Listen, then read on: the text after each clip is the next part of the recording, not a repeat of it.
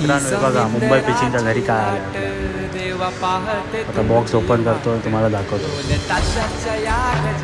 हे आहे आपला नवीन सुझुकी 9.9 इंजन. त्या बॉक्समध्ये काय काय येते ते बघूया आपण आता.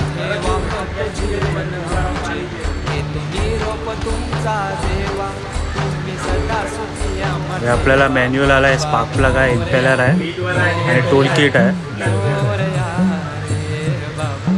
आणि ग्रीस आहे. हे आहे होस पाईप.